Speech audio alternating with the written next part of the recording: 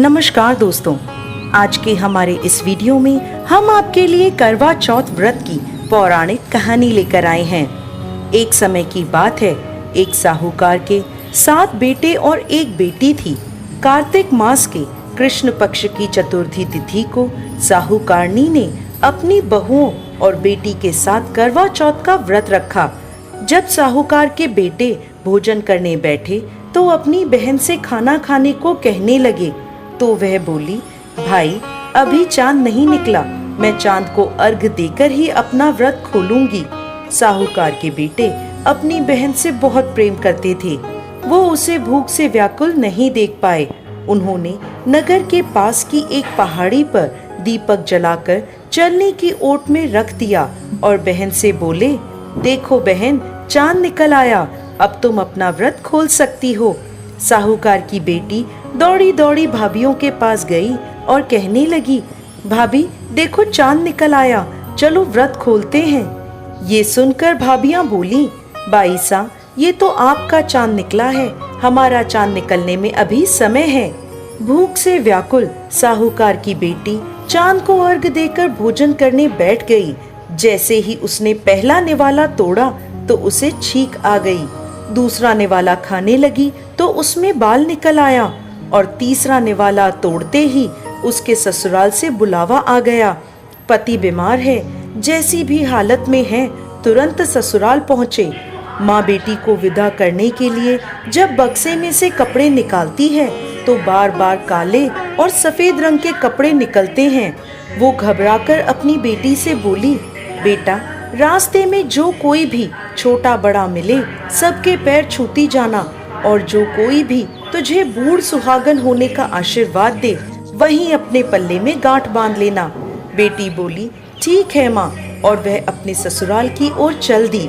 रास्ते में जो भी उसे मिला वो सबके पांव छूती गई। सबने सुखी रहो, खुश रहो, पीहर का सुख देखो, ऐसा आशीर्वाद दिया। देखते ही देखते वो अपने ससुराल पहुंच गई। ससुराल के आंगन में छोटी ननद खेल रही थी। जब उसके पास गई तो उसने आशीर्वाद दिया, सदा सौभाग्यवती रहो, पुत्रवती हो। ये सुनते ही उसने अपने पल्ले पर गांठ बांध ली और अंदर गई तो देखती है कि उसके पति का शव रखा है और उसे ले जाने की तैयारी हो रही है। वो बहुत रोई। जैसे ही उसके पति को ले जाने लगे वो रोती हुई बोली, मैं इन्हें कहीं नहीं जाने दूंगी। जब कोई नहीं माना तो बोली, मैं भी इनके साथ चलूंगी। जब वो नहीं मानी तो बड़े बूढ़े बोले, ले चलो इसे भी साथ में। वो सबके साथ शमशान चली गई। अंतिम संस्कार का समय हुआ तो बोली, मैं इन्हें नहीं जलाने दूंगी। सभी लोग नाराज हुए और बोले, पहले तो अपने पति को खा गई, अब उसकी मिट्टी भी खराब कर रही है। लेकिन उसने किसी की नहीं सुनी और अपने पति को लेकर बैठ गई। परिवार के बड़ों ने निर्णय लिया कि इसे यहीं रहने दो, एक झोपड़ी डलवा दो। वो उस झोपड़ी में अपने पति को लेकर रहने लगी। पति की साफ सफाई करती और उसके पास बैठी रहती। दिन में 2 बार उसकी छोटी ननद खाना देने आती। वो हर चौथ का व्रत करती, चांद को अर्घ देती और जब चौथ माता आती तो कहती, करवो ले भाइयों की प्यारी करवो ले, घड़ी बुखारी करवो ले। वो चौथ माता से अपने पति के प्राण मांगती, लेकिन चौथ माता उसे ये कहती कि हमसे बड़ी चौथ माता आएंगी तब उनसे अपने पति के प्राण मांगना। एक एक करके सभी चौथ आई और सभी यह कहकर चली गईं।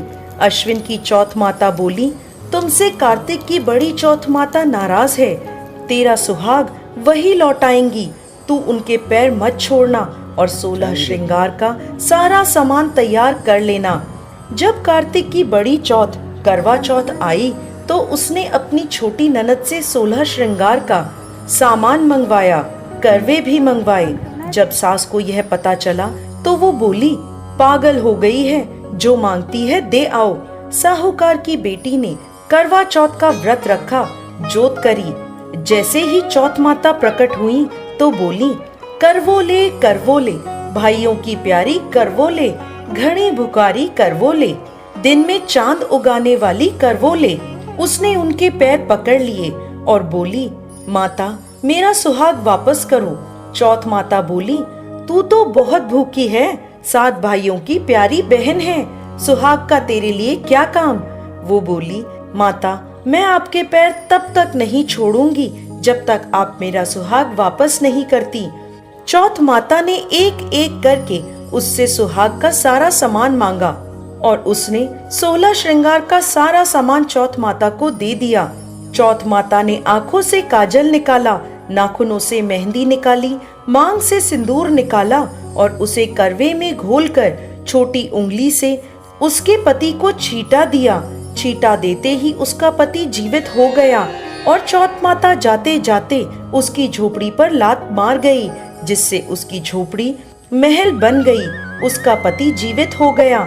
जब छोटी ननद खाना लेकर आई तो देखा भाभी की झोपड़ी की जगह एक महल खड़ा है। ननद को देखते ही वो दौड़ी दौड़ी उसके पास आई और बोली, बाईसा देखो आपका भाई वापस आ गया, जाओ सासू जी से कह दो गाजे बाजे से हमें लेने आए। छोटी ननद दौड़ी दौड़ी माँ के पास गई और बोली, माँ माँ भाई जिंदा हो गया। माँ बोली, भाभी के साथ साथ तेरा भी दिमाग खराब हो गया है। वो बोली, नहीं माँ मैंने देखा है, सच में भाई जिंदा हो गया है। सभी घर वाले गाजे बाजे के साथ अपने बेटे को लेने पहुँचे। बेटे को जिंदा देखकर सास बहू के पैर छूने लगी और बहू सास के पैर छूने लगी। बहू बोली, माताजी देखो आपका बेटा वापस आ गया। सास बोली, बहू मैंने तो साल भर पहले इसे भेज दिया था, ये तो तेरे भाग्य से वापस आया है।